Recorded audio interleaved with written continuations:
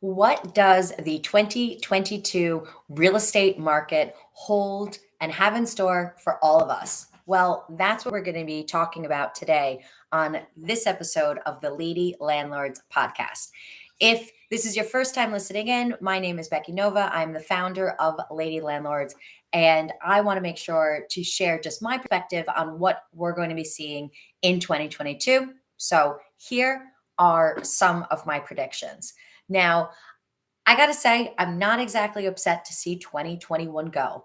I think we have all been in a place where it has just been such a busy real estate market. We have had so many people that have been struggling with either finding deals, with markets where properties are just going overnight, over ask, just so quickly. I think that we've seen such a very busy market. And that's not necessarily something that we really expected with what happened in 2020 with the pandemic.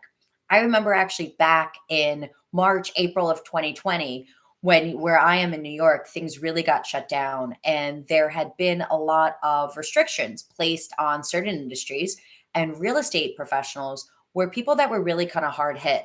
They really changed how we were doing business, how we were able to even see properties, what our structure was for even making accepted for making offers, and how that structure would look like. So I'm happy that we have changed from there. I'm happy that things are in a very different place. But I feel like 2021 was a complete scramble. I feel like people were really running around and just trying to pick up what they could. And unfortunately, I do think that there were quite a few people out there that maybe did not make the best decisions for their portfolio because they just felt this impending need to be able to get that rental property, but maybe didn't listen to all of the numbers that they should have followed. You might remember from an episode a couple weeks ago, I had shared about my journey through 2021. If you have not listened to that episode, please do make sure to kind of go back and listen in on there. But I feel that what I was really seeing with properties that I was making offers on, I still found great deals. And I invest in New York, in a high cost of living area and an expensive market. And I still feel that there were deals out there. But what was interesting was other people that really were bending and stretching what those numbers were telling them to make a deal kind of fit into a box. And we all kind of know that you can't really fit that square peg into a round hole. And I think that was actually really difficult. So I'm interested to see if what that's going to look like in 2022. But here's actually what I think is going to happen moving forward. Once again, this is my crystal ball, so take that for what you will. But first thing that I think we're going to continue to see is I do think we're going to continue to see rents increasing. This has happened over the past year that really that cost of living has increased. And I do think we're going to continue to see that. One of the reasons for that is a lot of lenders still have restrictions that they put in place since March 2020, which makes lending a little bit more difficult. It's not as easy to get a loan. There are a lot of people that had been saving, really kind of hoping to get their own property. And here I'm talking about primary residence. I think there are a lot of people that have been saving and was really hoping to get their primary residence. But due to some of those restrictions, unfortunately, they don't have the credit score, they don't have the reserves, they don't have that debt to income ratio that they really need right now to be able to get their own owner occupied primary residence. And I think a lot of those people are in situations where they will continue to rent. I think a lot of people of the same category, a lot of these homeowners and these first time home buyers were in situations where they either ended up losing their job or maybe they had somebody in their family that was out of work for a couple months that they had to help support. And I think that really affected a lot of people's savings. So because of that, I think a lot more people are going to stay renters. And since a lot more people are staying as renters, I think there's going to continue to be a high demand for rental properties. What that's then going to do is that's going to continue to drive up some of those rental prices. I also do know in a lot of areas, people are still battling that competition between are we going to go back to an office or are we going to stay work from home? Here now in fall of 2021, there was really a mass exodus at a lot of jobs. A lot of companies were saying, hey, you have to come back to work. A lot of people said, you know what, that's just really not for me. I'm not going to go back to it. And they changed jobs. They were looking for at work from home opportunities because a lot of people actually did move during the pandemic, but didn't necessarily need to tell their companies. Well, now they were in a situation when they said, hey, actually, you have to show up in the office on Monday. that those people had actually moved to other states and or different cities. And now that commute wasn't necessarily possible. So I think that shift and the change in the distribution of wealth of people that were maybe living in higher cost of living areas and making higher salaries because of that moved to cheaper locations and lower cost of living areas, which was great because that put kind of more money in their pocket. But that really kind of changed the demand in a lot of areas for rental properties. So I think we're going to continue to see higher rents. Also, I don't expect that to change just really with some of the inflation that's kind of going on. I think it's going to really fit with what we're seeing with just the cost of everything right now going up. I think rents will continue to increase. I think from the landlord side, that's actually helpful for landlords because we will probably have less vacancies. We will be able to raise rents. Also, make sure that you are following your state guidelines on what you can increase rents to. So, do make sure to be wary of that depending on your state. But I do think it is still a great time to be a landlord. And I know I personally am looking to buy another property and looking to buy another property ASAP because I do think that some of my numbers will work well with some of these higher rents and lower vacancy rates. So that's kind of my first prediction there. My second prediction, you might not be as excited to hear about. And that one is really taking what our market is doing now with these high prices and these quick turnovers. So, and these quick sales. What I'm really expecting in 2022 is to continue to have these prices hold at these high rates. I personally just don't see them dropping very much. I don't think we're under the same set of circumstances through this pandemic as where we were when the housing market crashed back in 2008. I know a lot of people are and investors are kind of waiting, being like, oh, I'm going to wait for the housing market to crash. I'm going to wait for the housing market to crash. And honestly, I kind of don't see that happening anytime soon. I feel like even with what's going on with the pandemic, there's been a very big shift in how we are able to manage this. I think now having vaccines out, now having boosters out, a lot of people are back to work. A lot of companies have been able to implement what they needed to bring their staff back in a safe manner and are kind of going back to business as usual. Maybe a little things have changed, but now being 2 years in, I really do think a lot of industries have figured out how to implement COVID protocols into their business. So I do feel that our economy will continue to be strong. And that's one of the reasons that I do expect to see prices hold. Also, once again, I think that is also related to our inflation here, where if everything else, the prices are kind of going up, I don't see any reason why the housing market would be crashing in 2022. Um, Also, I will say on the positive note for this one that I do think that properties will be on the market just a little tiny bit longer. So once again, here in New York, I think like the average days on market for a property is like 3. I think it might be a little bit longer. I am in absolutely no way thinking that this will change and now all of a sudden properties are going to be sitting on the market forever.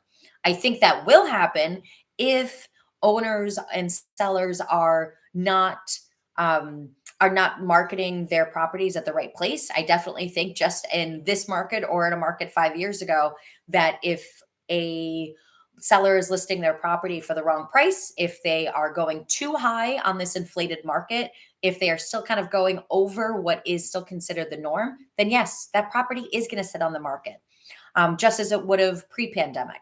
But I do think we're going to see just a little tiny bit longer of properties being on the market in most of the markets around the United States. One of the reasons that I expect to see that is because of these continued tightened restrictions on lending. I do think that a lot of people over this past year now, there's been so many people between buying and selling their properties.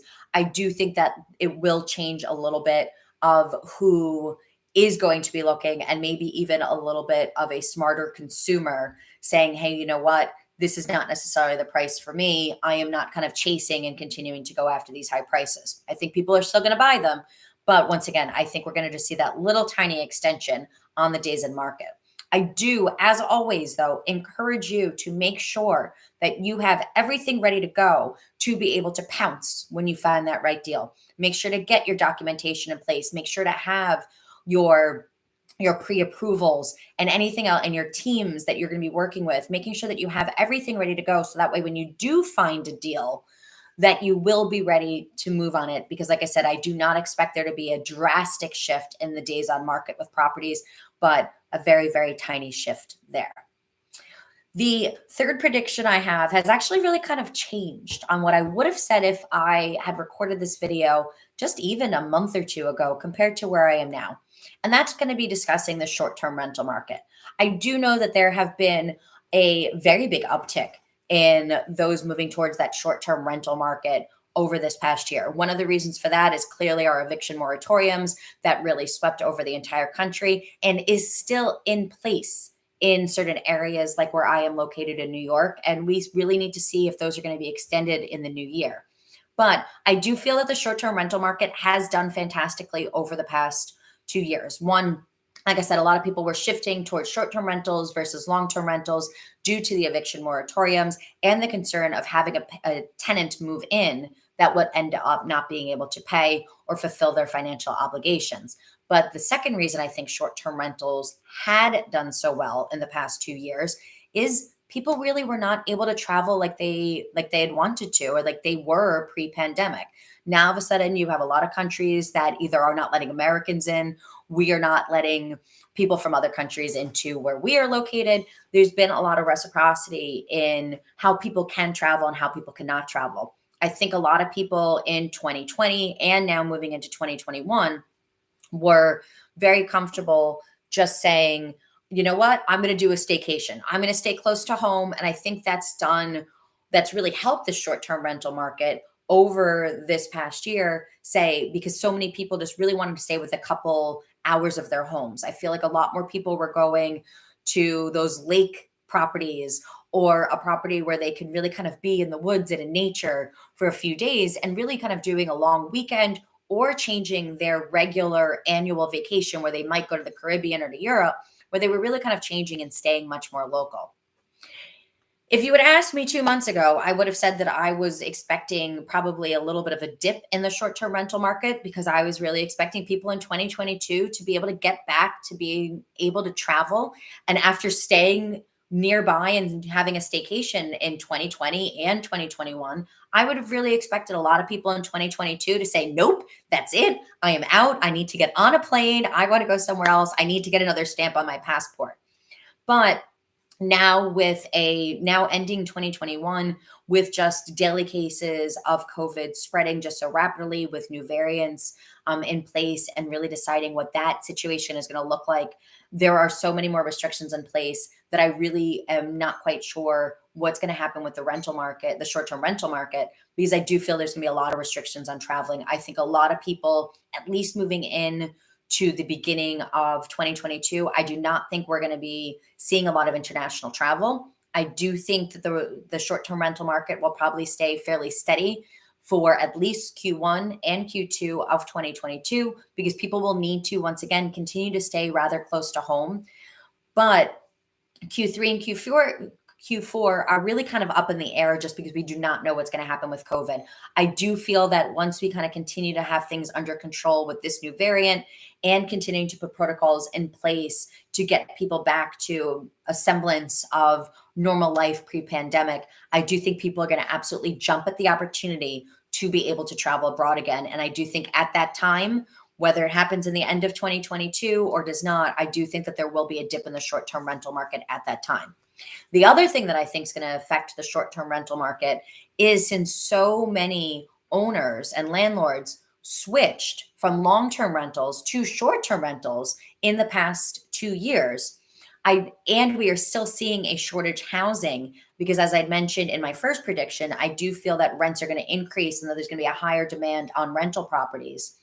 I do think we might start to see some other municipalities start to really restrict those short-term rentals to make sure that people that are really looking for a long-term home and people that are not able to buy property themselves are able to find a home.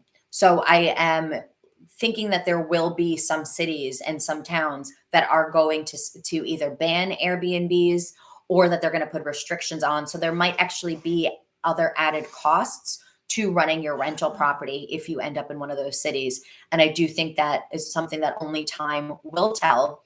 And also to see how that plays out, we're really going to have to wait and watch and so to me, the short-term rental market is definitely one that we're going to have to watch. I think there will be a shift halfway through the year, depending on what happens with COVID in 2022. But thank you for listening in to my predictions. I am looking forward myself to even seeing how these play out, as I will be continuing to grow my portfolio in 2022. And just to share a little bit about my goals and what I plan on working on for 2022 is definitely working on my next multifamily. That is something that I am still looking for in New York, and I do plan on buying in 2022, along with actually diversifying my portfolio into other real estate investing strategies outside of the buy and holds for multifamilies that I typically do. So I am really looking forward to making sure to share my journey and my experience with diversification with all of you listeners. So please do make sure, if you have not, click that subscribe button wherever you listen to your podcast, and also on our YouTube channel, so that way you do not miss the next episode of the Lady Landlords podcast. We will be starting off with our episode next week, all about season of the podcast coming out for the new year. So thank you as always for listening. Have a happy new year, and I will see you all in 2022.